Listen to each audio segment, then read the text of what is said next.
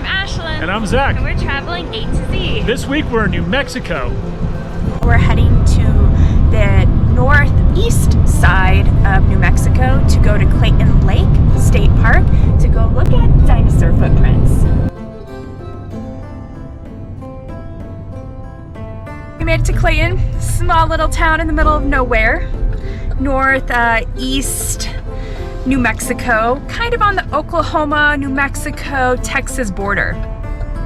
There's not much here, but we're hoping to see some really cool dinosaur prints. So that's why we're here. This is kind of a weird place where there's like plains and used to be marshy. And so that's when they found the dinosaur prints, and we'll see. We found a dinosaur. We're in Clayton, New Mexico, and these dinosaurs are right outside the visitor center. Danger! Dinosaur area, keep out!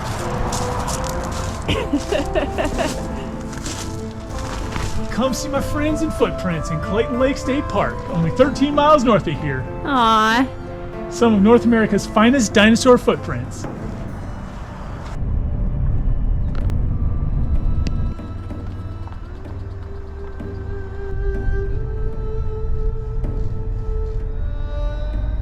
There are over 500 tracks here of 4 different species of dinosaur. They are some of the best preserved tracks in the world.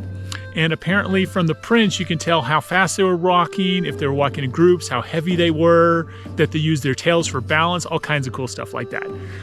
It is 19 degrees. It is super cold, but we're gonna go check it out anyway. And it's about a quarter of a mile walk to the tracks from the little parking area. And a cute little view of the lake, which is Clayton Lake. Trophy bass fishing in this lake. Minimum size has to be 14 inches. That's a big fish. Oh, no. I hope not.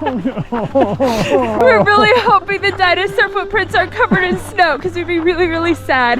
Because it's definitely way in the middle of nowhere to get to the state park. This is kind of a colder area. It's like in the shade.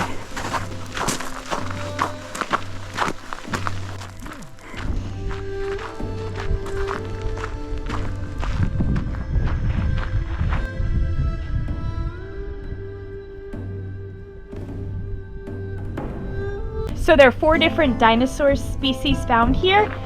There's both plant eaters and meat eaters, and they make up the 500 tracks. So at least 2 carnivores and 2 herbivores were found at this site. They discovered these tracks in 1955 when they decided to make this area a bird sanctuary, so they put a dam in there. Layers of basalt and shale were blasted away. This created emergency spillway, exposing soft sandstone. And then in 1982, Clayton Lake overflew into a spillway, rushing over the ground, removing the last few inches of sandstone that covered the tracks. And then these tracks popped up. So just because of a little flood, kind of cool. And so then when you look around, the footprints are over 100 million years old, and you can see them in the sandstone. There's some basically like cement in there. So they think the dinosaurs became extinct when a meteor came and volcanic activity changed the climate so drastically that they basically starved to death. When you look at the tracks, if they're shallow tracks, then most likely the mud was pretty hard, so they didn't sink down as much. And if it was deeper tracks, it's because the mud was kind of soupy and wet, and so it made it so they made deeper tracks. Here we are at Clayton Lake, and you could see it was basically a waterway, and so it was more marshland 100 million years ago. That's why we're seeing a lot of the dinosaurs in this area.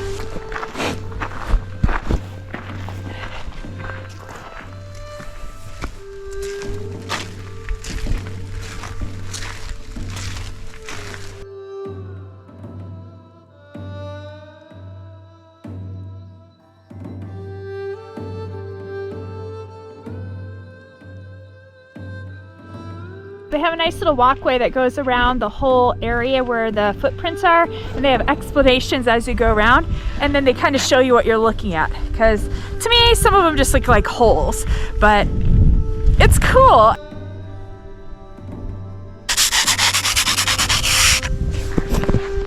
That's how cold and icy it is. We had to clean off the sides with a credit card so we could read them. Round blunted toe prints on the left were made by plant-eating dinosaurs. The tracks on the right were made by meat-eating dinosaurs. Their tracks are much smaller in size and have more pointed heel. So over there, that is a meat-eating dinosaur because it has a bigger heel.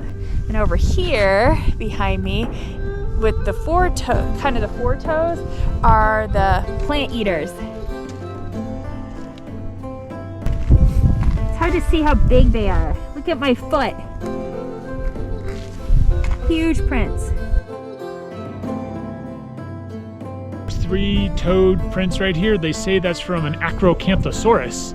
It's a meat-eating dinosaur. They say it is 12 feet tall at the hip and 40 feet long.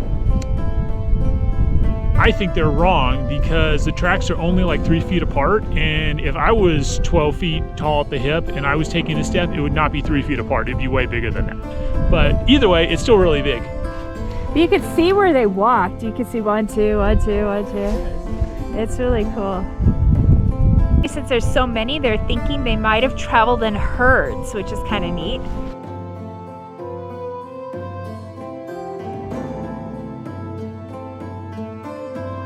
Thing right there is that's a worm burrow. It's a carnivorous track because of the claw.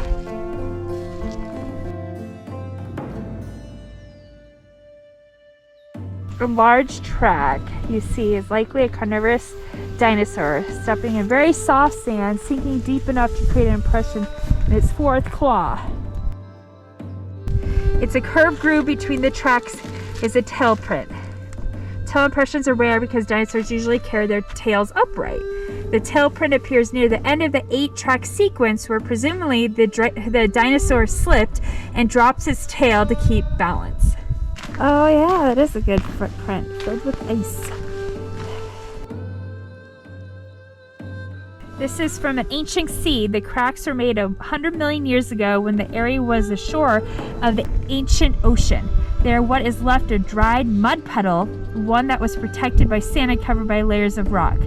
If you look closely in the mud cracks on the ground, you can see the outline of dinosaur footprints where it stepped in the middle of it. I definitely recommend coming down here and seeing the dinosaur tracks at Clayton Lake State Park in New Mexico.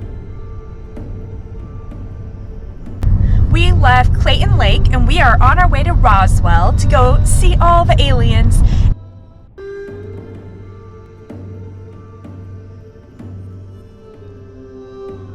But we're staying at the Roswell end, and it says, "Welcome, make your reservations, Earthling." And Zach had to stay here because of the sign. So here we are. Join us for our next video as we take you through the city of Roswell, New Mexico. Please subscribe below to follow more of our adventures.